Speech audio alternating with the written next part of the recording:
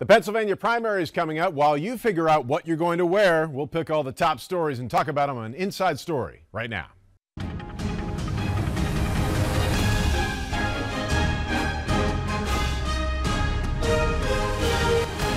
Good morning, everyone. I'm Matt O'Donnell. It is Sunday, May 6, 2018. We all know what we're wearing for the primary. We've already picked out our colors. Let's meet our insiders of the week. We have Nia Meeks, Communications Executive. Good morning. Good morning, Nia. We have Allison Young, Political Strategist. Good morning, Matt. Good morning, Allison. Jim Eisenhower, Attorney. Hello, Jim. Good morning, Matt. Good morning. Jeff Jubilaire, Communications Executive as well. Hello, morning, Jeff.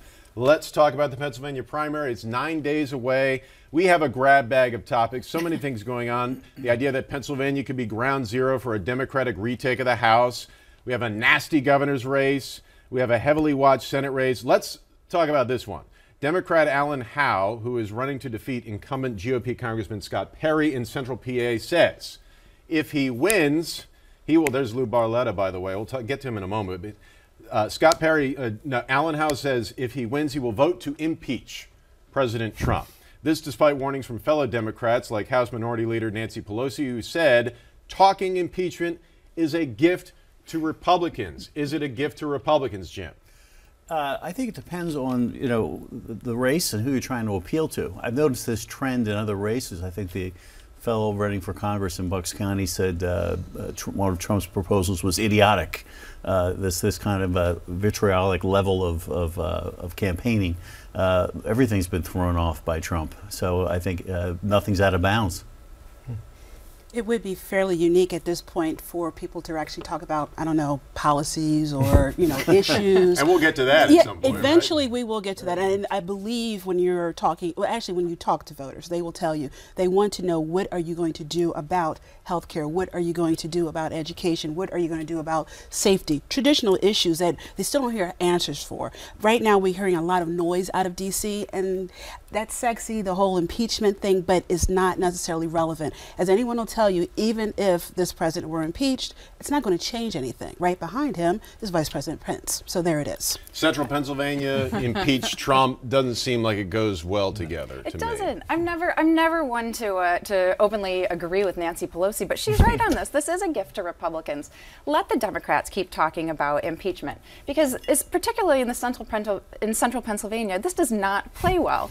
And it's a silly argument and fundamentally misunderstands. The candidates are misunderstanding what their role is going to be when they get to Congress. This is not their role when they get there. Their role is to get there, get things done, compromise. All they're telling voters is they're going to be part of the problem when they get to D.C. Yeah, don't confuse campaigns with actually being in governance. And you see it on both sides. So on the Democratic primary, you're seeing this rhetoric that we just talked about. But on the other hand, you see Lou Barletta, I know we're going to talk about it as well, running for Senate against sitting Senator Bob Casey, saying, I'm going to go to D.C. to help President Trump. So you see it on both sides. But you watch after May 15th, a lot of it will go out the window, yes. Especially in Pennsylvania, as you said, Matt, because we are ground zero, as you said, for some really historic possible general elections with a new map. Lou Barletta, let's talk about him. Republican congressman. He's poised to win the primary to face Democratic Senator Bob Casey in the general. Ran an ad calling Casey a lottery winner, saying that's because he's racked up a publicly funded salary of more than $3 million. Casey says it's actually less than that. But as you said, Jeff, Barletta also in this ad fully aligned himself with Trump and the immigration issue, which he's one of the first people to really, truly talk about this thing. So anyone want to talk about how this might play in the urban areas of the state? Because he's got to run statewide. Well, no one's really concerned about that, it appears. But can we just stop for a second? Let's talk about that ad. That ad, regardless of who the players are, really indicates everything that's wrong with our politics. Here we have someone who's basically equating public service to getting rich off of government. Number two, telling me as a citizen, you as a citizen, that you're not intelligent enough to look up someone's record to see exactly what they have done. And you're just kind of going with this, oh, it's a lottery winner. He hasn't done anything for X number of years. Any politician hasn't done anything for X number of years. I'm sorry, haven't you been in public service since about 1999 also? I mean, it's so cynical. It gets away from what is it that you're trying to do. And we have this buffoonery kind of politics right now. And then people wonder, well, why can't we get anything done in Washington? But don't you think Barletta he's gambling that the trend that carried Donald Trump to victory in Pennsylvania, albeit very narrowly, is still there. Right? That's his gamble. If it's still there, then that message will still work. This is his line of thought. And it's not uncommon for people running for office to say, I'm going to support the president if they think the president's popular, right? I mean, that's not the first time that's been done. I think it's a bad gamble on Barletta's side. I think the equation has changed drastically, and I don't think that if Trump were to run right now in Pennsylvania, he'd win the state, let alone Lou Barletta. Do you think, is it still there? Jim doesn't think it is, this mood that Pennsylvania had in 2016. Well, I think that it's still there, maybe not to the level. Because what you'll see, I think, in the fall, depending on things that may change between now and then, is a lot more. We had a lot of turnout in 2016. I think you can see further turnout in 2018. In the midterm, absolutely. And suburbanites are going to come out in force, and I think that Does that probably usually does bode doesn't well happen for in the Democrats. But what we know not as about, much. But what we know about the Trump voters in the last election is they weren't public before the race, and people were surprised on election and night. they So weren't I think Republican before the race. Many of them, a lot of them were Democrats. So I think it's it's still I think it's a tough race to call, and frankly, Bob Casey hasn't done a lot to anger people, and that way he's similar to Governor Wolf. He hasn't done a lot to anger people, but what has he really done? Pennsylvania still has 2 pro-life senators. He's not a strict Democrat voter. He is conservative on some issues. So I think it's a tough race to try to beat Senator Casey this time around, even for a good candidate like Lou Barletta. There is someone talking about issues. Her name is Laura Ellsworth. Yes. She's the hey, I'm also running for governor candidate. Right. She finally has ran an ad. She's running for the GOP nomination. This ad portrayed her as a very different candidate from the scorched earth policy that we've seen from the brawlers on the GOP side, Scott Wagner and Paul Mango. Ellsworth is talking about creating jobs, boosting education, reforming state government.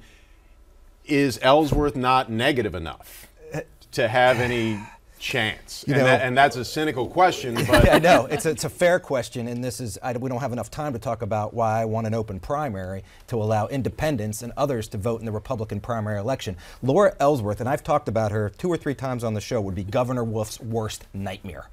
She is a strong candidate. I will say that I think it's a great year to run as a female, but she is bright, she is pro-business, she is moderate, relatively speaking, in a Republican primary on the issues. But is it too late?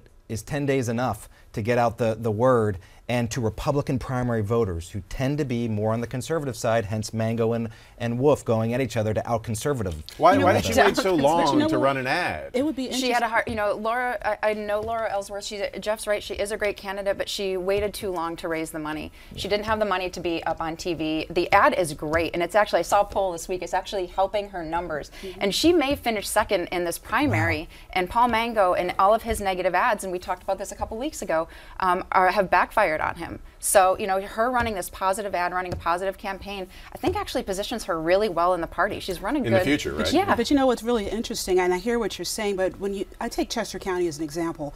Chester County has a lot of Republican women and Democratic women, and a voice such as Laura Ellsworth actually rings true there. And so if you take that and multiply it enough times, there's a possibility. It would be a long shot, and yeah, she would be a black sheep, but she's bringing issues, black sheep, right? She's bringing issues, she's bringing intelligence, and she could be a really formidable candidate against Governor Wolf. Put her on the bench for a next election. Usually the intelligent, reasonable candidate doesn't win.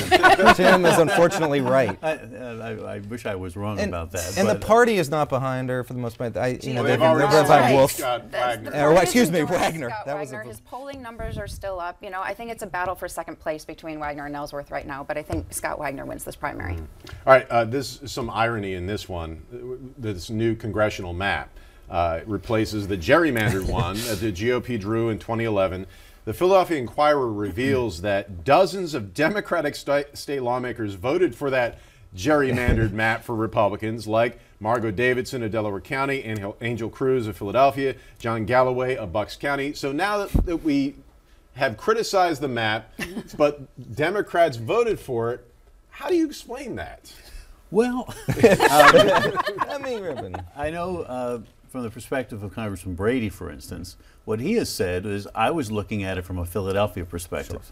And the old map preserved 3 congressional districts in the city of Philadelphia. The new map has taken that down to 2. So his rationale was, I was really just looking at it from the Philadelphia perspective. That's my constituency, and I thought it was important that the city keep three congressional seats, which I think makes sense. Yeah, and people and his colleagues or those in the state legislature, they listen to Bob Brady.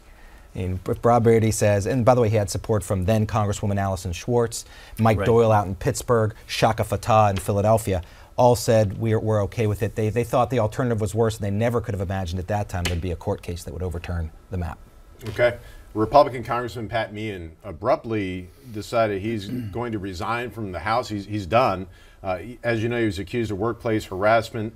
Governor Tom Wolf has called for a special election to fill Meehan's seat for the final 2 months of his term on the general election, and may do the same if Charlie Dent leaves, which, as he says, he's going to leave in May. He represents a district up in the Lehigh Valley. Why bother? 2 months. I think it's a great question. I think it's a waste, frankly, I think it's a waste of resources for a cash-strapped Commonwealth like Pennsylvania. It's a waste of resources. Although, I mean, it is happening on the day of the election anyway, but why have a special? It's just, and the turnout's going to be low. What is it really an indicator so of? I get to vote in 2 elections because I reside in what is now the 7th congressional district, will become the 5th congressional district. We don't have enough maps and graphics. I guarantee your neighbors. So don't even do that. I'm sorry to do that in short form television, but it's you're going to have the candidates who presumably will win the primary run in the special and then fill it for 2 months. The law requires there be a representative for that district, even though the district. I wish it was earlier, but I'm not sure he can make it early because in the sense of I know it would cost more money, but we won't have representation where I live between now, since Meehan stepped down, and I guess what, January. But you know, it's also interesting. There in some states, you know, you have governors saying, okay, if you step down for issues regarding harassment or whatever, and you're costing us to have a special election, you're going to have to pay and reimburse us. Yeah. It's an interesting concept, really but you know, it's something we should look at. Yeah. Is there any strategy, Jim, with Governor Wolf maybe seeing, well, maybe you have a better chance winning these special elections, and then that bodes well for? Well, I mean, I think there is some precedent for it. I know a couple of years ago, Ed Nielsen ran for a state house seat that was redistricted away. It ended up, he served in that seat for a couple months. He ended up, I think, getting elected to city council from there, and then has gone back into the state house. So, you know, it can be a stepping stone to other things. Sure. Okay. Starbucks. Both men who were arrested at the Center City Starbucks have settled with the city of Philadelphia, also with Starbucks itself. The city will give them a symbolic $1 each and will spend $200,000 to set up a youth program for young entrepreneurs. Starbucks agreed to a financial settlement with the gentleman, but did not disclose how much that was. Is it time to move on, Nia, with this? Absolutely. And really, this is an outcome that actually pays dividends for a lot of people. I mean, we could truly empower a new generation of entrepreneurs. We definitely have pointed out some issues with Philadelphia policing that are now being looked at and actually being addressed. And in terms of what happened with these two gentlemen, there were lots of calls and accusations saying, oh, they're just looking for a payday, and you know, these are just rabble-rousers. Clearly, if there are issues that need to be addressed, we need to put them in the fore, regardless of what industry it is, and we need to address them. This was a resolution that I think most people who are reasonable could agree with. This is your business, Jeff, handling situations like this. How did Starbucks do? Not on this one, unfortunately. I think Starbucks did really well. Actions spoke louder than words. They, from the get-go, that CEO was all over, apologizing, calling it reprehensible, coming himself into Philadelphia. The buck stops here when it stops the CEO. They're the ones who should pay up, not as much the city as they haven't, except in the Entrepreneur Fund, which will be great with the School District of Philadelphia and the entrepreneurship work. But I think Starbucks, again, no excuse for the manager who made that horrible decision that day and clearly had some bias or implicit bias, but Starbucks, I think, really stepped up. I would like to hear from that manager because we haven't, and perhaps there is another side of this story that we haven't really been able to sort through. I mean, it doesn't look very likely because all the facts are, you know, the way they are, but could Facebook learn a little bit from the way Starbucks has handled this? Yeah, we laugh. Facebook could absolutely learn. It's you have to. Even if you don't know the answers, you have to at least address and acknowledge the situation, and Facebook didn't do that. Southwest Airlines, on the other hand, did do it. We can look at another good example with the recent scare and unfortunate tragedy of losing one passenger on that flight. We'll be right back with more Inside Story after the break. 6ABC's Inside Story is presented by Temple University.